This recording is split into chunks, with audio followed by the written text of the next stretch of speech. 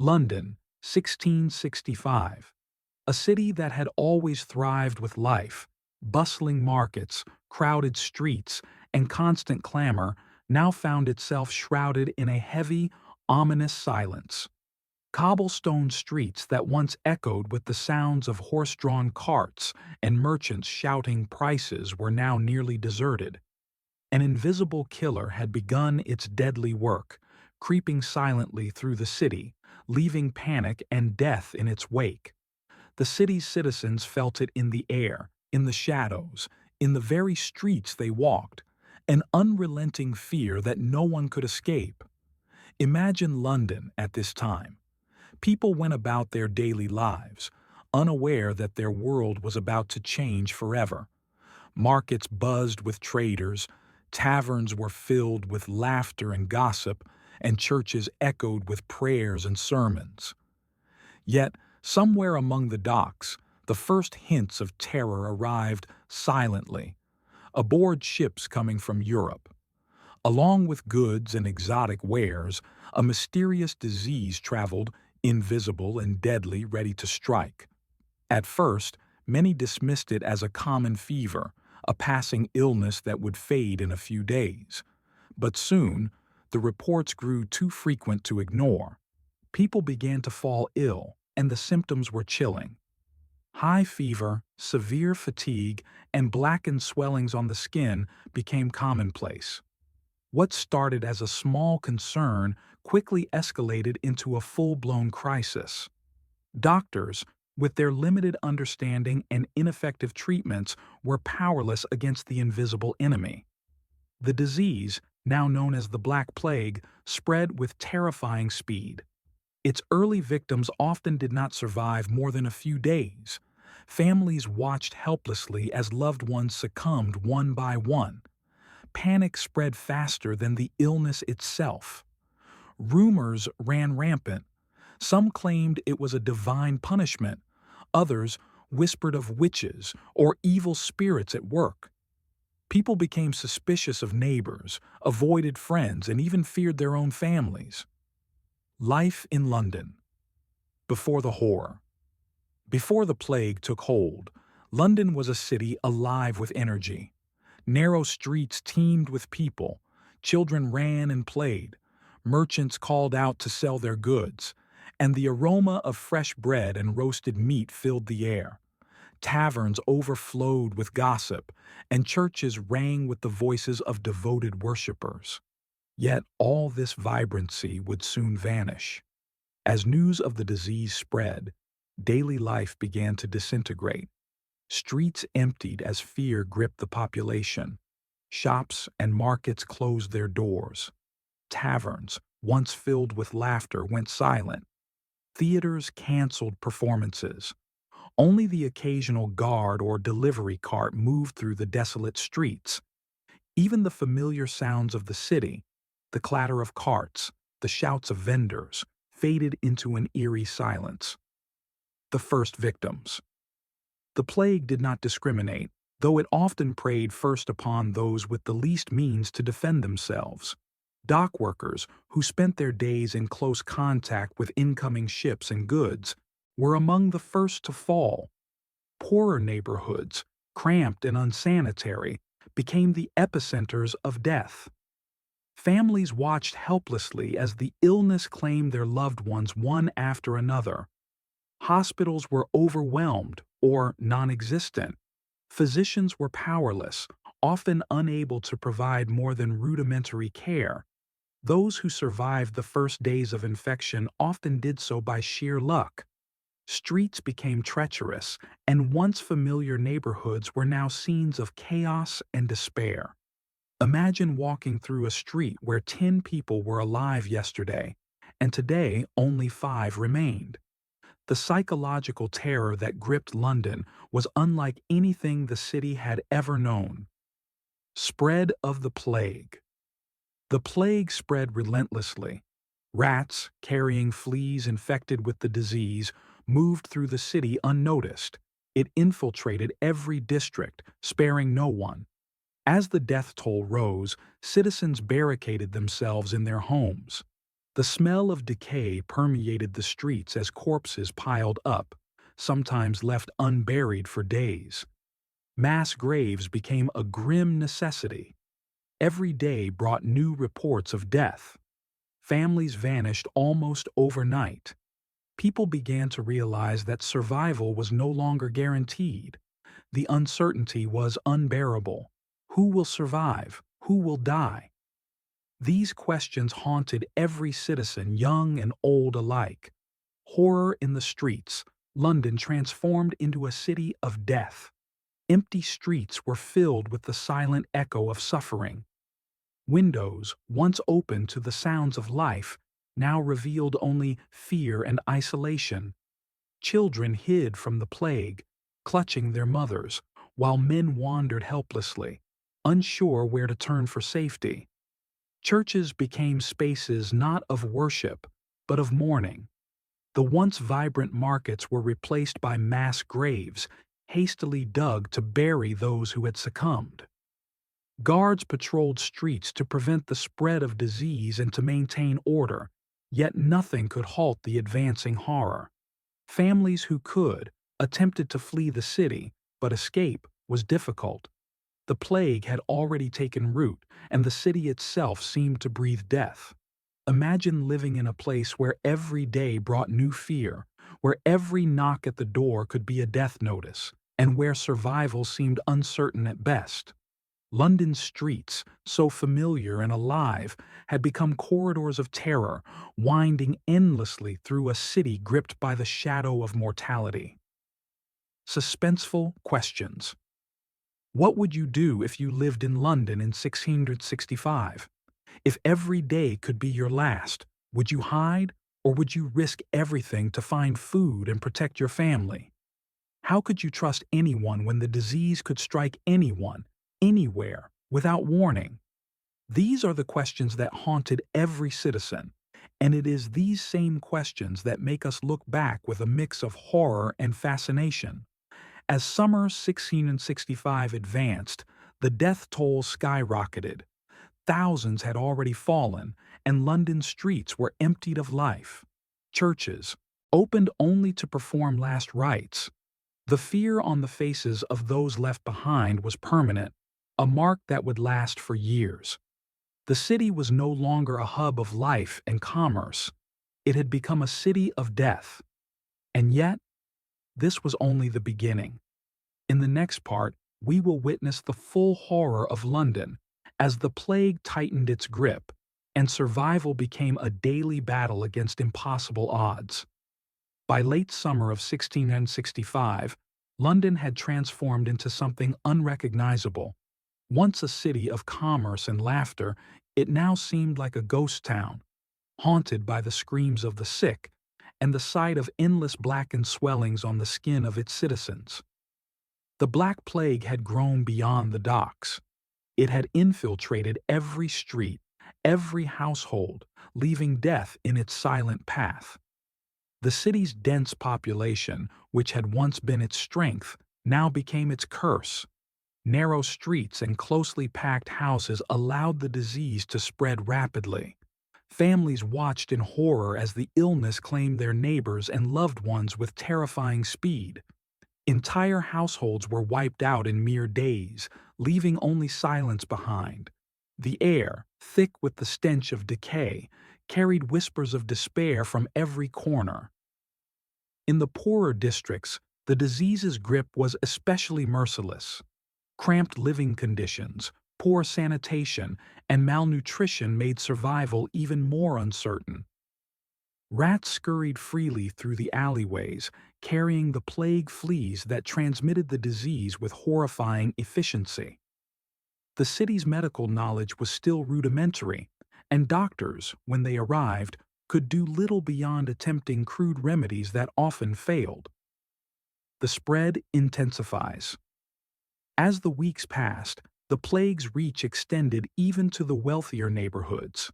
Fear spread faster than the disease itself. Families barricaded themselves indoors, refusing to see friends or relatives. Essential services began to crumble. Markets were closed or emptied, leaving shelves barren. Water carriers and food vendors struggled to reach households. Public officials attempted to enforce quarantine, but with limited manpower and no real understanding of the disease, these efforts were often in vain. Dead bodies were a common sight. Some were left abandoned in the streets, others hastily buried in mass graves on the outskirts of the city. The stench of decay hung over London, a constant reminder of the plague's relentless progress. Citizens were forced to witness horror daily, their minds haunted by the faces of friends and neighbors succumbing to the disease.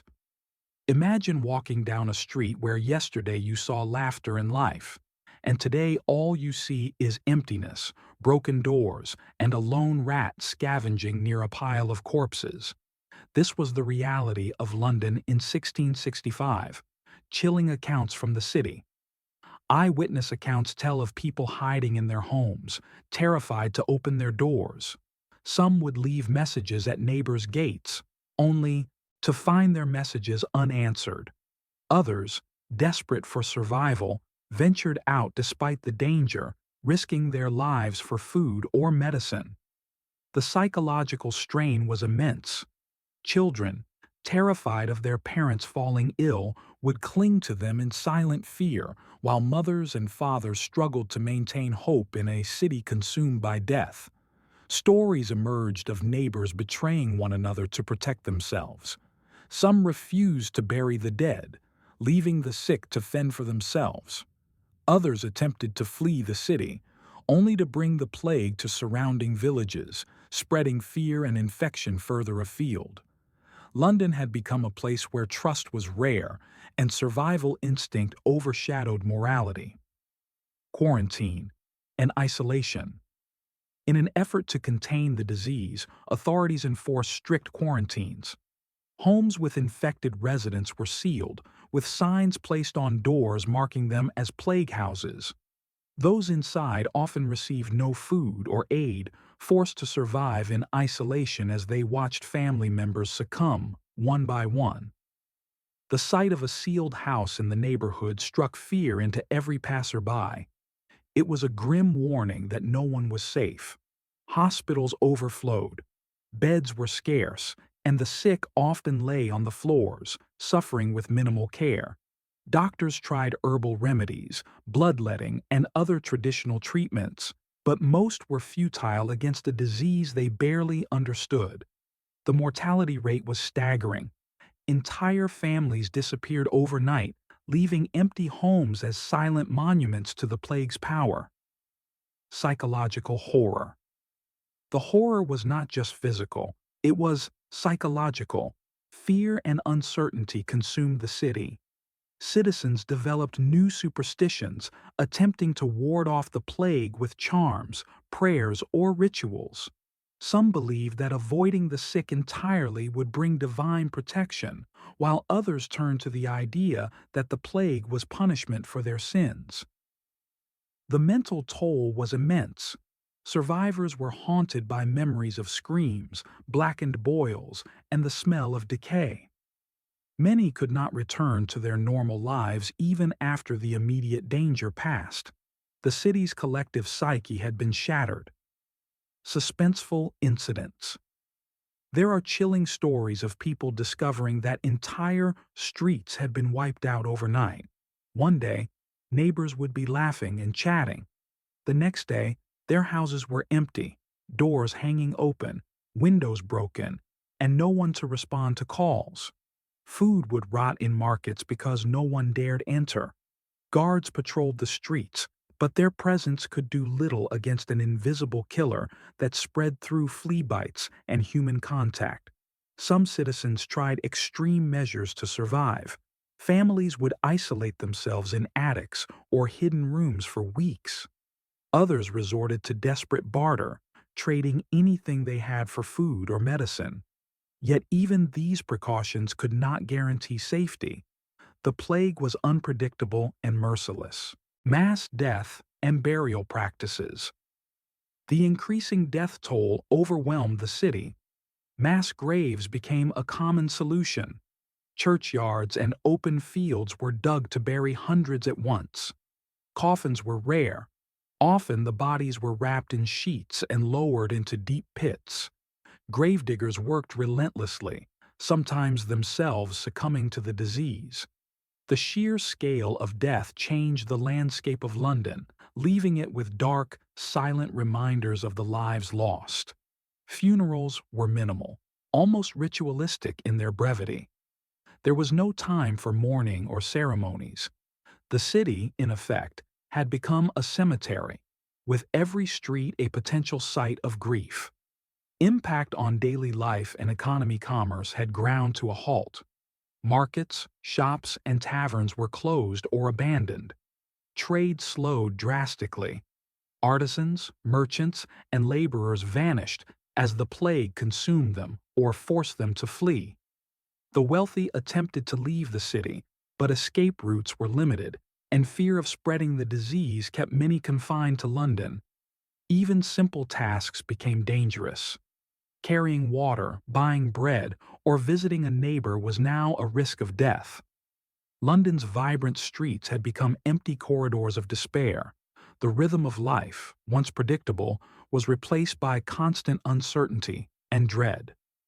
Suspense for the audience. Imagine being in London during this time. Every knock at your door could be a warning. Every cough in the street might signal impending death. Survival was uncertain, trust was scarce, and fear was omnipresent. These chilling realities make the story of London in 1665 both horrifying and fascinating. By the autumn of 1665, the plague had reached its peak. Thousands had died, families had vanished, and the city's very soul seemed to have been consumed. Yet even as death reigned, there were glimmers of resilience. People adapted, found ways to survive, and struggled to maintain humanity in the face of unimaginable horror. In the next part, we will explore the final days of the plague, how London slowly began to recover, and the lasting impact it left on the city and its people. We will witness both the darkest moments of despair and the remarkable survival of those who endured the Black Plague. As winter of 1665 approached, London faced a city forever changed. The Black Plague, which had swept through the streets like a shadow of death, had claimed tens of thousands of lives. Homes were abandoned, markets were silent, and the familiar hum of life was replaced by grief, emptiness, and the ever-present memory of death. The people of London had endured horrors that would leave scars for generations, but within that darkness lay the first glimmers of survival and resilience. The winter air was cold and unforgiving, but it brought with it a strange, uneasy reprieve. The spread of the plague had slowed, partly due to the natural cycle of the disease, and partly because so many of the city's residents had died or fled. Those who remained cautiously began to re-enter the streets. They faced a city unrecognizable, streets littered with debris, buildings abandoned, and churches overflowing with mourners performing hurried funeral rites. Signs of survival. Survival was no accident. It required courage, ingenuity, and sometimes sheer luck. Families that had quarantined themselves in hidden attics or rooms emerged cautiously to assess what remained of their neighborhoods. Some had survived by avoiding contact with neighbors, others through meticulous hygiene measures by the standards of the time, such as burning clothing, fumigating homes with vinegar and herbs, or maintaining distance from the sick. Stories of miraculous survival spread quickly, giving hope to those who remained.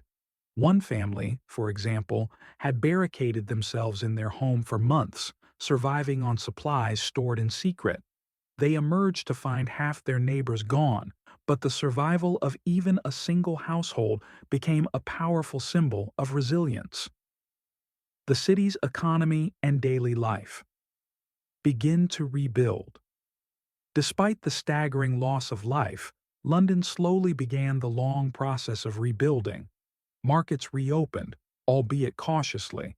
Shops, though damaged or abandoned, gradually began to see trade return.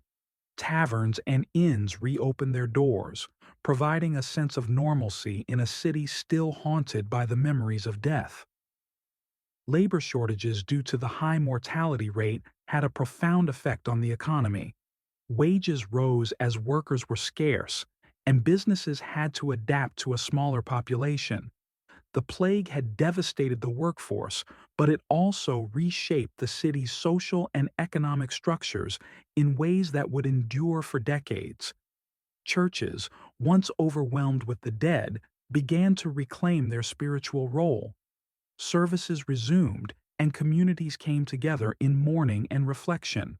Religious rituals helped survivors process grief, and faith became a cornerstone of resilience in the aftermath of devastation. Psychological and social impact. The psychological toll of the plague was immense. Survivors were haunted by memories of screams, the sight of blackened swellings, and the overwhelming smell of decay. Many experienced survivors' guilt, mourning the deaths of friends and relatives while struggling to continue their lives. Children who had lost parents or siblings were particularly vulnerable, forced to adapt quickly to a world suddenly emptied of familiar faces. Social trust had been deeply shaken. Neighbors had betrayed neighbors, and fear of infection had created divisions even among families. Rebuilding these relationships took time, and the city learned that the plague had left invisible wounds as devastating as the physical toll of death. Chilling reflections on death. Even as life slowly returned to the streets of London, the plague had left an indelible mark. Cemeteries were filled, mass graves dotted the outskirts of the city, and homes remained empty, reminders of the lives lost. The horror of the disease, however, had also forced Londoners to confront mortality in a way no generation before had experienced. Death was no longer an abstract concept, it was tangible, immediate, and relentless. Some citizens documented their experiences, writing diaries and letters describing the fear, the isolation, and the surreal nature of life during the plague. These accounts serve as chilling windows into a time when survival was uncertain, when every cough could signal doom, and when the city itself seemed to mourn with its citizens. Stories of human resilience. Amid the tragedy, stories of resilience emerged. Certain families, through caution and careful planning, survived intact. Communities formed around those who were left, sharing food, water, and information about the disease. Apothecaries and physicians, though largely powerless during the height of the plague, began studying the disease, laying the groundwork for future understanding of infectious diseases. One account describes a group of neighbors who, after losing most of their families, banded together to care for the sick, distribute food, and maintain hygiene in their streets. Their bravery and selflessness were exceptional, showing that even in the darkest times, humanity could endure.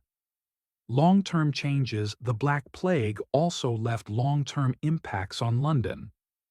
Urban planning, sanitation, and public health policies slowly began to change in response to the devastation.